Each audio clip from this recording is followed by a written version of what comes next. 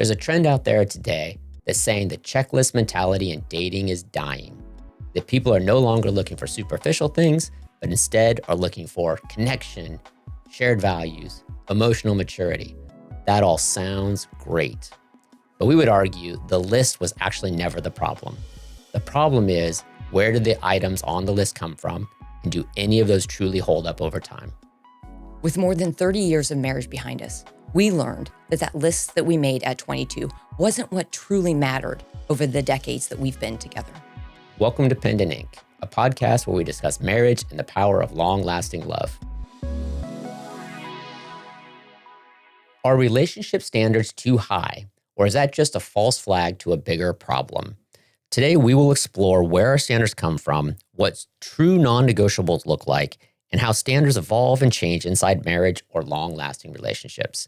For those of you joining us for the first time, I'm Michael, here with my wife, Melissa. We've been married over 30 years, and on this podcast, we try to give you a view of what a true, long-lasting love looks like. All right, recording today on the topic of, did our 22-year-old checklist match up to our 52-year-old checklist? Ooh, I like the symmetry there. Yeah, there you go. The short answer is no, it does not. So let's discuss. Let's jump into that. Oh, actually, before we jump into that, please, we noticed a lot of you are listening, but yet have not subscribed to the channel or are following us. It's free to you, and it will help us greatly. Click that follow, click that subscribe. All right, that's it for that. We'll move on now. Let's just start by saying, hey, where do relationship standards come from? That's it. Where do they come from? In this day and age, social media. Yeah, not in our day and age. There's barely computers in our day and age, let alone social media. Right. And I find that kind of funny because think about that. How many of the influencers do you know have been married for 30 plus years? Yeah, hardly any. So if you're out there on social media and you're getting all this great marriage advice and all this great long-lasting love advice from a 30-year-old, no offense, but how long have you been married, little Mr. or Mrs. 30-year-old? Probably not very long. So you're getting your advice from social media from people who maybe don't have the knowledge that someone who's been 30 years in would have. Yeah, absolutely. And you hear the loudest voices, not necessarily the ones that are the wisest. Well, they know how to play the algorithm. What sells on media, what sells in the news is the loudest, most controversial, most extreme, right? But what doesn't actually get all the buzz and the traction is what truly matters, right? Because a lot of times what truly matters is boring. What truly matters is simple. What truly matters doesn't get your blood boiling. So social media sets a lot of our standards. That is bad. What's another way that our standards get set? Because there's one other big one where our standards come from. Our past experiences, and especially our past wounds. So if we've had bad relationships, that will set the standard, right? Oh, this happened in this relationship. Oh, that's going on the list. The next one better not have that. I won't have somebody that has that on there. And the list just keeps getting bigger and bigger. Yeah, so we've picked two great sources for your list. Social media from people who may or may not know what the heck they're talking about, and past relationships that didn't live up to, well, probably anybody's standards. So past abuse. So we would argue that if all the places you're getting your list from are those that tend to be the negative side, then your list is probably not calibrated right. So the problem is not that you have a list, it's that the things on your list probably aren't right. Yeah. All right, so let's move on past that. Let's start talking about how do people today, I'm pausing here because my dog just walked into the room. And I'm surprised you guys can't hear her breathing on the thing. She's breathing so loud. So we'll give you a second. Go to the puppy cam. We'll go to the puppy cam. So you can see our dog who walked in here and she was all huffing and puffing like an old lady. She is an old lady. She is an old lady, so that would explain it. And now she's almost asleep. So that's how that goes. All right. So we've established that the list is not the problem. What's on the list is the problem. So let's talk about what's on the list. We've said where people are getting it, but tell me the difference between maybe a standard and the perfect person. Yeah, the standard is something that is important to you, that you need in a relationship. And people confuse that with perfection, where they're just putting absolutely everything. And if somebody doesn't, this list is getting very long, and because people keep adding to it year after year, relationship after relationship, and pretty soon they're looking for something that doesn't exist, a unicorn. It's not going to be there. They're looking for the perfect, and that list, instead of being something that helps you set a standard and identify something, it becomes a barrier and keeps you from actually having to evaluate somebody. So let's dig in and talk about the difference between a 25-year-old, 22, 23, 24, what might be on a woman's list of, well, just the woman's list. It's not of anything. It's what's on the dating list there, the traits list. And then we'll talk a little bit about what's on the men's list. So let's start with women. What are some things that, are often, we're not saying everybody, your list might be different. I hope it's different, but here are some of the things you would see. And we're on our list when we were in our 20s. And that's what I was going to say. Physical attraction. If you found somebody that you can talk to, but you're really not attracted to them, and that's really important in your younger years.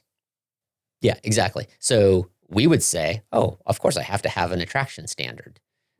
But an attraction standard could become a barrier or a false standard if it is too specific and too narrow and too unobtainable. Right. I mean, I think the one that comes to me is almost every woman you hear on social media wants a 6 foot tall, 6-figure salary. And I always forget the last one. Six-pack. Oh yeah, 6-pack abs.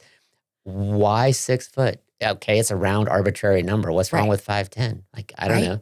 And then maybe there's some of us aspire to 5'8". But anyway, just saying that becomes the difference between a standard and maybe Mr. Perfect, right? Okay. What else is often on a young woman's list? Ambition and drive. If you start talking to somebody and you find that they really haven't thought about their future, even though they're in their 20s, are they going somewhere?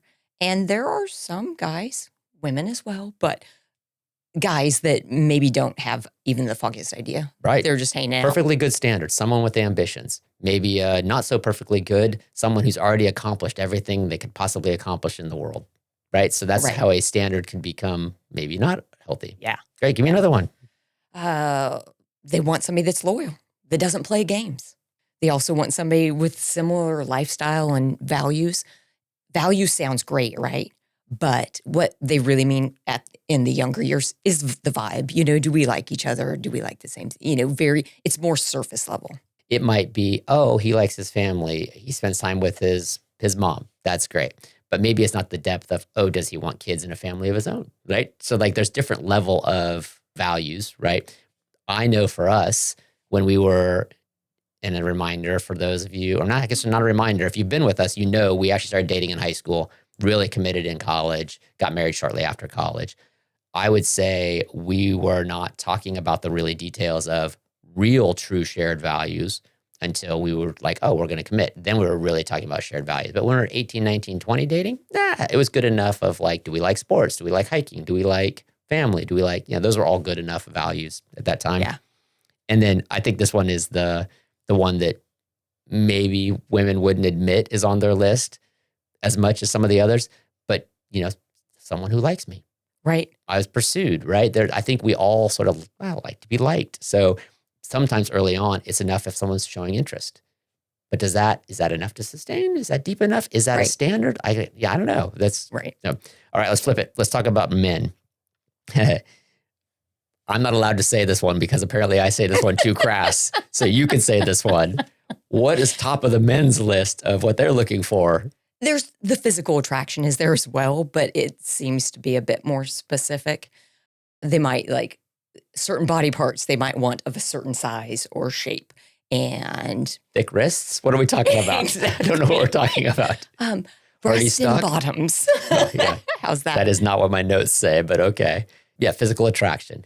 Again, not a problem that physical attraction's on there, but maybe it's a little unrealistic and maybe it's a little superficial. Maybe there are other things of like, oh, I want someone who's just healthy and fit. Might be a reasonable one. Maybe not whatever. I think we all understand that one. If you don't, I'm happy to expand in the comments. Just let me know. This one is the fun and easy. You hear men say, oh, I'm looking for a woman with no drama. And I would argue that, okay, that sounds reasonable. But what most men or many men meaning there is, I want someone who doesn't push me or doesn't expect much or is just, will go with the flow in your 20s.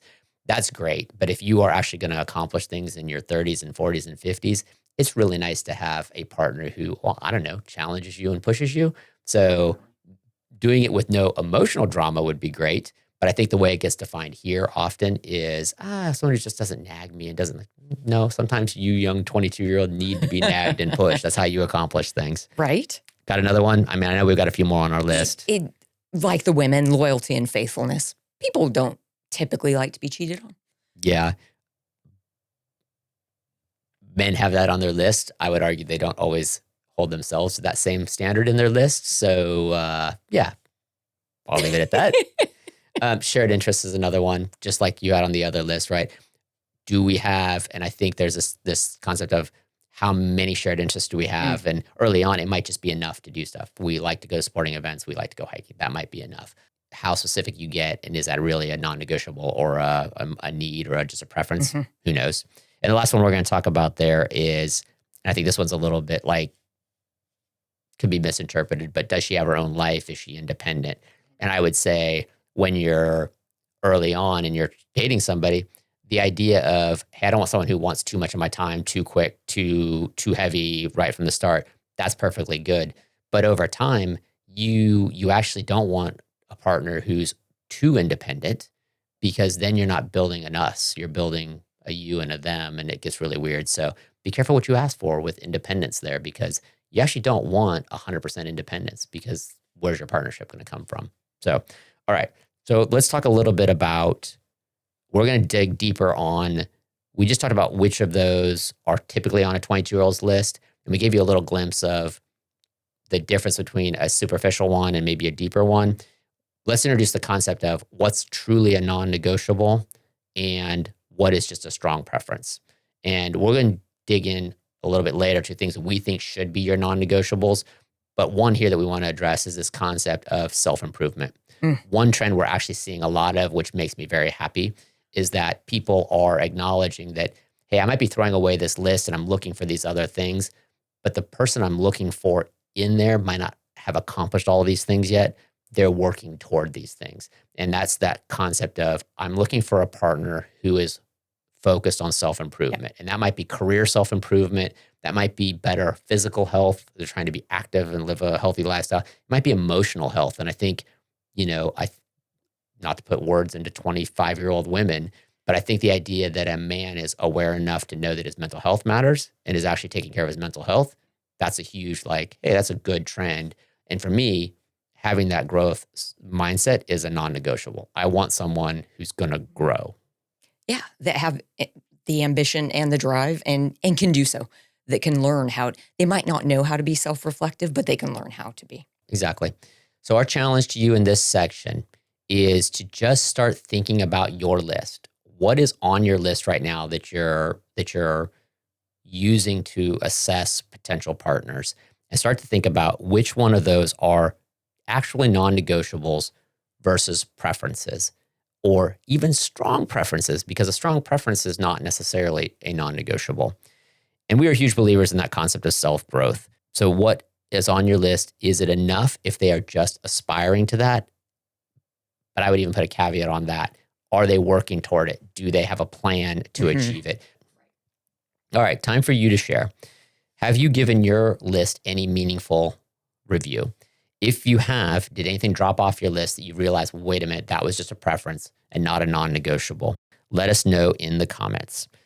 And if you are enjoying today's topic, we again encourage you to click that subscribe, click that follow. It's free to you and it'll help us grow our community.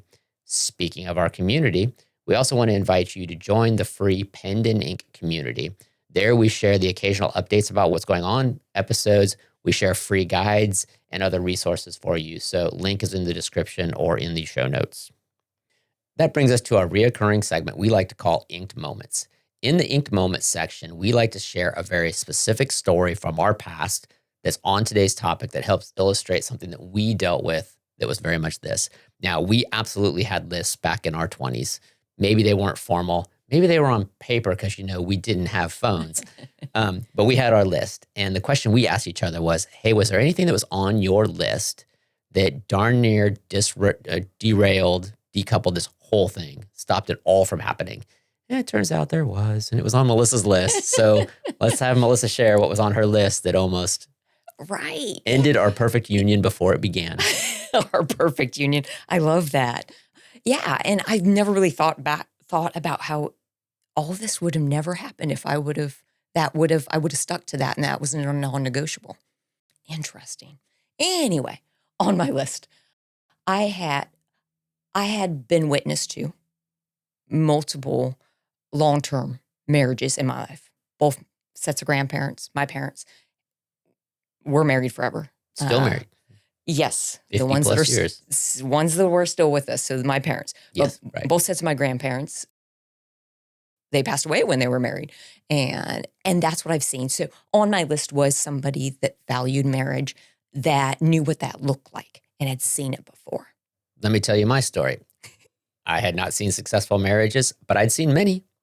My dad had been married, I don't know, 3, 4, multiple times.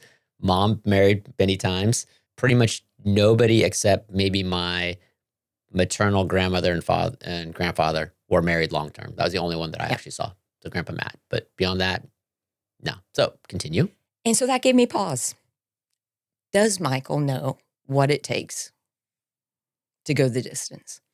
And it was there. I don't know if I had brought it up much, but after a small breakup in college, after we had gotten back together, you made a point of saying, hey, I don't plan on getting married until I know that it's going to last, because I have seen marriages not last, and I don't want that for myself or my partner. So I will not be making a commitment until I know. So when he made the commitment, I knew, because he had said that at one point. Almost got disqualified just because my darn parents didn't know how to stay married. That doesn't sound very fair, but understandable. Right. So I guess the question would be, if you were now giving advice, which you might happen to be doing on this podcast, maybe that advice would be to truly look at those things that you maybe have as non-negotiable. And is there a way to move that to just a preferred, or maybe to get past, is it really, truly a non-negotiable? Because that standard, well, honestly, is a little extreme.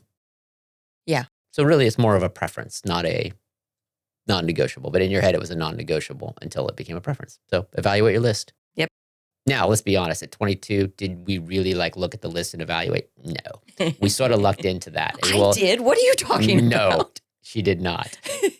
We'll talk about later on a couple other things that we sort of lucked in here. And our advice to you is, just because we happen to luck into it doesn't mean that it's not worth really evaluating and see if you can be more intentional with how you do it. And that's the guidance we've given to our daughters, which, again, if you're joining us for the first time, we've got twin daughters that are in their 20s. One got married a little over a year ago, and the other one is still looking. Let's leave it at that. And she does listen, so I'm sure she'll be like, what do you mean I'm looking? Anyway. All right, let's move on. Thanks for sharing that story. Appreciate it. Made me look okay. There's been some other ink moments that I've not looked very good in, so it was okay. And that one was because you said the right thing without knowing that that was a standard of mine. There you go. Let's take a little trip down this concept of the optimization trap and what nobody's telling you to look for. Now, what do we mean by the optimization trap? Dating apps have actually done maybe as much harm as they've done benefit into how you find good partners these days. And one of the big problems that dating apps have caused is they've shifted our mentality from looking for something that is good for me to looking for the best thing. And this optimization of, this meets all the things I really need, but is there a better option? Can I find a better price? Can I find a different, quantity? Can I find so we're into this mode where instead of looking for something that meets my needs, I'm looking for the best thing that meets my needs. And I think that it moves you from, is this person good for me, to, is this person the best? And that's a very different, it goes back to that perfection standard. And so that's the optimization thing. So when we say, maybe you need to look for someone who's good enough, everybody goes, what do you mean good enough? That sounds like settling. No, good enough is not settling. Good enough is admitting to yourself that you're going to choose a person and you're going to invest in a relationship with a real person, not some arbitrary standard that nobody can meet. Yeah, because they can go from being good enough to the best. Best for you. The best for you, especially if you're putting in the effort and the Right. time. But if you're looking for a ready-made best, how does one identify that? Yeah. Who that is? And we would argue that this isn't a one-time choice when you're talking about long-lasting marriage. You're always choosing to lean in and choose that person and build that person. And if you have this mindset in finding your initial partner of optimization and you bring that into your marriage and you're trying to always optimize and look, that's not a recipe for a long-lasting marriage. At that point, you have to really invest in. In our last episode, we talk about the myths or the lies that social media tells you. And one of those lies that social media tells you is there's always someone better. No, I mean, there's not always someone better. Sometimes you're with the right person and you just need to do the work of building with that person.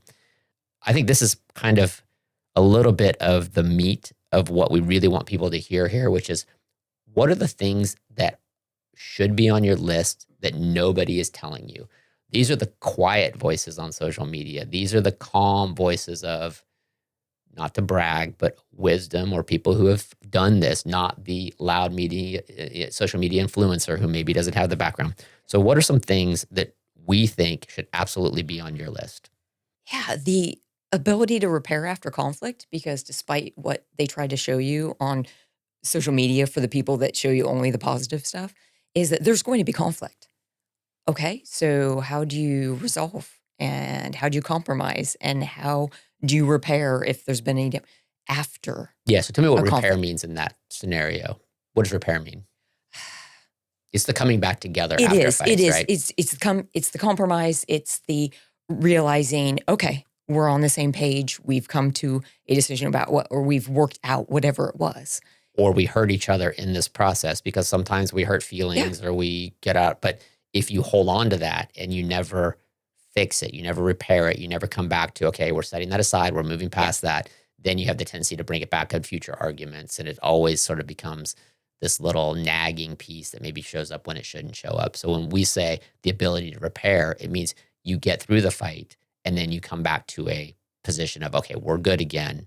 We're not going to carry all that old baggage as we move forward. Yeah. And you talk about carrying the baggage. As a counselor, I tell my clients, you have to let your partner know if they did hurt you, because sometimes you don't know in a conflict if somebody's been hurt, if they're not sharing the information with you.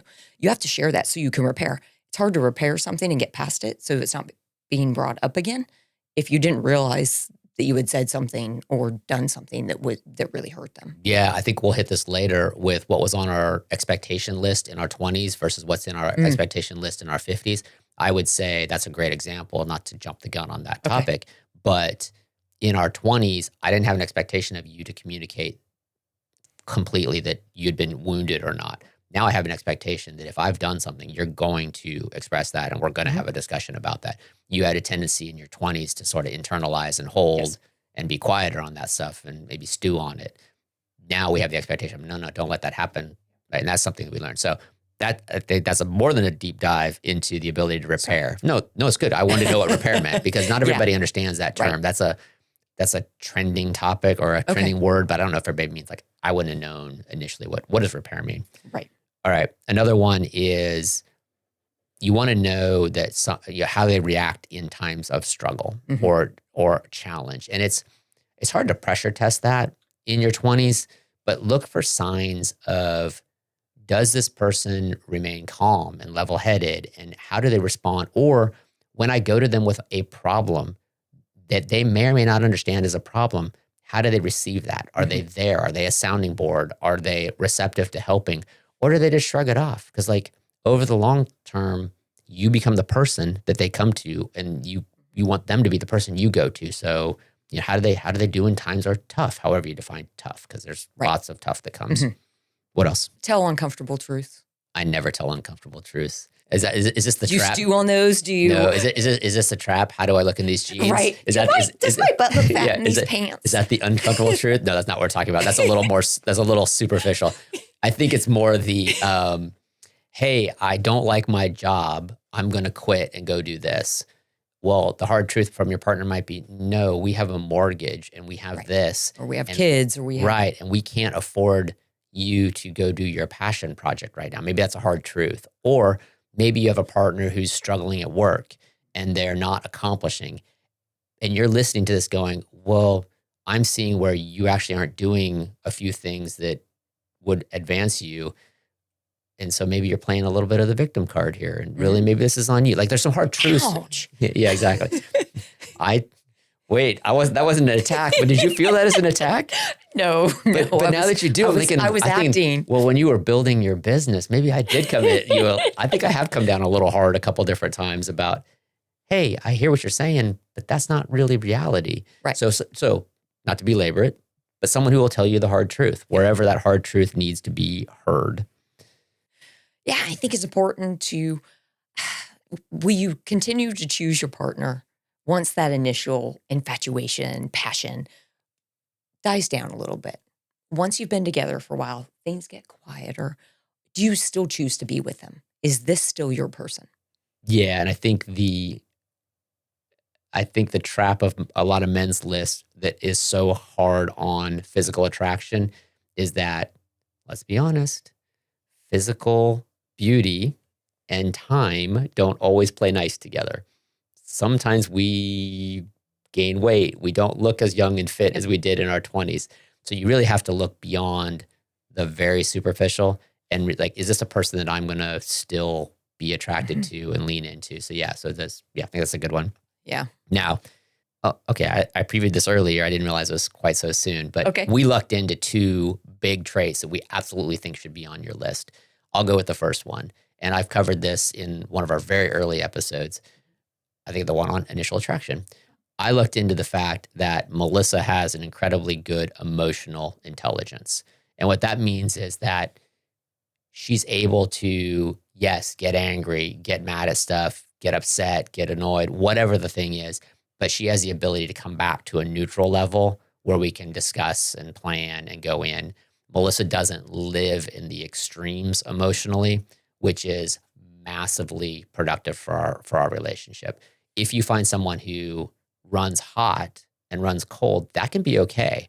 It's just if they always stay hot or they always stay cold and they can never come back to a sort of a cool, a medium, then you have problems. So for me, I really was not looking for someone who had an emotional intelligence that was good. But man, looking back and looking at my friends who have dated a lot of people who don't have that, and they tell me the stories and they tell me the breakup stories. And it's like, holy shit, like, dang. I mean, I might give Melissa crap sometimes for some of the emotional stuff that we go through, but whew, lucked out on that front. So that was my long one. And so what I want to say to you is you're welcome. Yeah, exactly. You're welcome for me being me. Yeah, I was waiting for you to stop so I could say that. I was so excited about telling you you were welcome, I have good emotional regulation. I was saying nice words to you, so you should have let me go and go. That's a good point. All right. Where I looked into, and wouldn't have thought about this at 20, a long-term strategic thinker and planner. That's what you are. You had to help me identify what I spit out the words of how I felt about what you bring to one of the things that you bring to our relationship. Right. And you helped me say that. And so what we mean by that is I've always known that Michael's intelligent and that he had thought about the future. And I had thought about the future too, but I hadn't thought about the future so far out. The fact that we started our retirement savings at 21, that was something you brought to me. And I went, oh yeah, that makes a lot of sense. And how far in the future you look and are able to implement things now. And I can't think of many goals that we haven't met because you're really good about thinking really far into the future and planning for things. And that wasn't on my 22-year-old list. Right. And our point to you would be, if you plan on being with someone for 30 or 40 years, it's nice if they don't live in the moment all the time. It's nice if they can look beyond today. And I think one of the things that we're very good at is that not just finances, but there's other goals that we've had that we sort of set those targets and we work to them, but we don't fixate them. We live in the moment, but we plan for the future. And I think that, I think that's nice. It's one of the things I do bring. I'm pretty good at that stuff. So? You're welcome. Perfect. There we go. I was like, where did it go? Yeah, you're welcome. Okay. All right. That's exactly what I was looking for. Yes. Nice. All right. Today, we're bringing back one of our reoccurring segments that we like to call From His Perspective, From Her Perspective. And it's exactly what it sounds like. We're going to focus a little bit about a gender view on standards. So I would argue that both men and women are being told that their standards are too high or they're wrong. So let's talk about that a little bit. You'll often hear women talk about how they want a partner who's emotionally present, consistent, makes a genuine effort. Those things are actually super reasonable. Like there is nothing unreasonable about that. But often they get the response of, oh, your standards are too high. You're going to end up alone, right? That is not helpful. And society's not calling those high standards. They're calling them unrealistic. I think you see that a lot, right? I do. I agree with that completely. In my private practice, my therapy practice, I see women talk themselves out of wanting those very basic, realistic things because they've been told time and time again that they're not realistic. They're never going to find somebody if they have that. And so they either lower their bar or they overcorrect and build their list into something that is so huge that no person is ever going to get over it. And they call it a standard. Yeah, so they prey on their fear of being alone when their standards are actually often very reasonable. Now, what about men? What are men told? Right? I kind of feel bad for y'all because Not me. I'm an old man. I don't have any standards Okay. anymore. It's the young men that have to deal with this one. No, anyway, Oh, sorry, my standard is set so There high that you no one go. can meet my standard. Thank All you right, very go much. on. So Sorry. anyway, men get criticized for having standards that are too shallow, too focused on the physical, as we were discussing earlier without using the specific words, too surface level, not going deep enough. They say their standards just aren't deep enough. Yeah, so I will 100% back any young man out there who says attraction matters. It absolutely does. But if I at 22 had said that's the only thing that matters, or I hadn't gone even further down into that, then I wouldn't have ended up with someone who could stay for the long term. So I don't think men should be told that their standard is wrong. They should just be told that it's not deep enough. It needs to be expanded. And the problem is no one's telling them, well, what does expanding it look like? They're just being told, you're wrong with your standard. So men are being told their standards are too shallow. Women are being told theirs are too high and unrealistic. Put those aside. What's a standard that no one is talking about that both men and women need to be aware of? It's the standard by which you live. Are you the kind of partner that somebody would want to choose? And nobody's thinking about that. Yeah, I think that's great. And I would say that no one's thinking about that because it takes self-awareness. It takes self-reflection. And so if you find yourself over and over and over again meeting a partner who's not living up to the standards you've set and everything, well, maybe you need to look at yourself and say, am I actually living up to the standard that I'm setting for other people? And if I'm not living up to that standard, maybe that's why I keep ending up in relationships where the standard's not being met. Yeah. So we would argue that, again, put aside those lists, a standard that everybody needs to have is, are you meeting the standard you're setting for others? Yeah. Are exactly. you a partner worth picking? Yep. I mean, tough love, right? Yeah. Okay. That's our perspective on his perspective, her perspective. I think that is all been talking about pre-marriage. But let's talk a little bit about how your standards might change a little bit, or what's the importance of standards, or what's the harm of standards when you come inside a relationship, inside a marriage. Let's do a little bit of an exercise here. What was our standard, or some of our standards, some of our list items when we were a couple years into our marriage versus what they are now? Hey, that's a good question. I think I still had that. I wanted to do a lot of things together. I wanted the weekends to be, because we worked during the week or we were going to school during the week, I wanted us to be together for like the entire weekend. Now, yes, I like to spend time with you on the weekend, but I don't have to. I still feel connected without that because we have other time together and I value that as much. And it doesn't have to be every moment that we're not at work that we need to be together. Yeah, I think we're a little more confident and independent now than we maybe were then. We were, in those early days, we were maybe more codependent, more like the relationship took up a large percentage of our being and who we were. And that sort of makes sense. Newlyweds sort of is a term in your first year together and all that sort of stuff. Now we have fully rounded, interests that don't overlap 100%. So yeah, that's an interesting one. I would say our communication expectations have changed massively. Yeah. I think in our 20s, we communicated what we thought was well, but nowhere near how clearly we communicate now. If there's an issue or if there's a desire or if there's a change we need to make, we're much more upfront about it. And I would say our skills for having those conversations are way more developed. It helps being married to a counselor. Right? And I've had to work on mine over the years, even as though I'm trained. Oh, yes, you have. I'm trained in this, but I have still had to work because it's different in your personal life. Even though I know what to do because I'm trained in it, I've been practicing for 2 decades now. But doing it in your personal life, it's a little bit harder. Yep, exactly. And I would say our level of shared values has gotten tremendously deeper. So I think we sort of knew each other and what our goals and ambitions were and, value for family and value for careers and, maybe some social causes or political, those sort of things.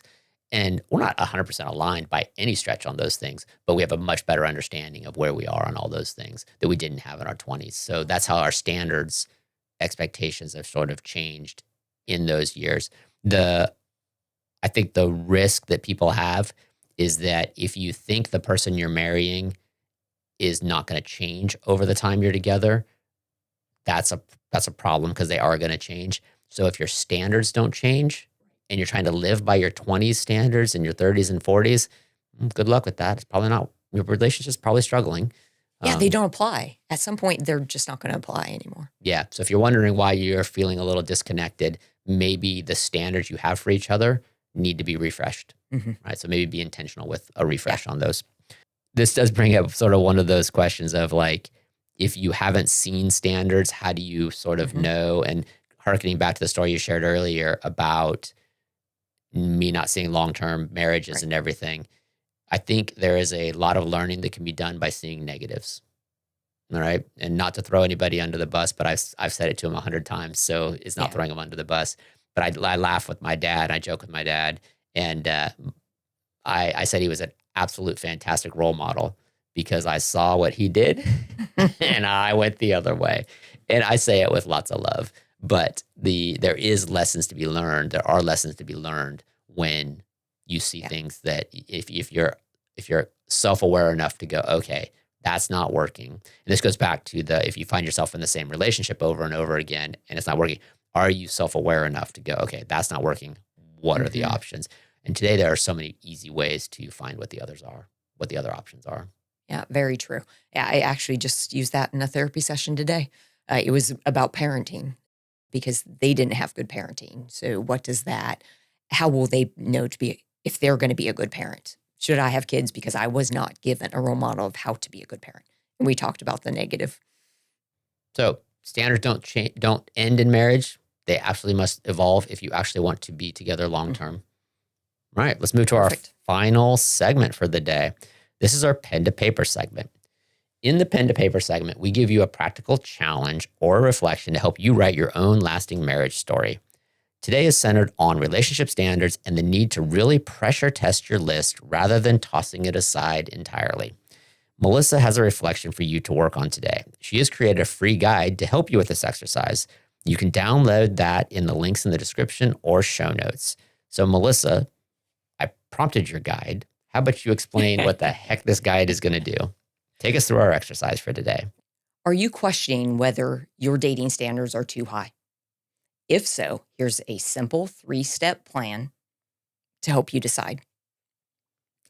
Step 1, write down your top 3 to 4 must-haves. Step 2, next to each of those, write down where they came from. If you're not sure, put a question mark. Step 3, any standards that are out of date that might really be preferences or are of an unknown origin, reevaluate. See if they need to stay on the list or be thrown out. Awesome. Sounds super simple. Write down my must-haves, see where the heck they came from, social media, past traumas, wherever, evaluate, are they actually any good and do they need to stand? And maybe it was a preference, not a must-have. All right. As a reminder, there is a link in the description to a little worksheet that'll help you fill out that, go through that. That's today's pen to paper segment. This brings us to the end of today's episode, where we discuss relationship standards and the reality that they are often not too high, but rather optimized for the wrong things. With that, we want to thank you for joining us, and we invite you to connect with us by joining the free Penned in Ink community. Here we share free digital guides and the occasional updates to help you build your own long-lasting love. Click the link in the description to join now. Also, remember to share a comment, ask a question, and let us know your thoughts on today's topic. And if you like this content, give us a like, leave a positive review, and remember to subscribe to get notified of future episodes. Thanks, everyone. Thank you.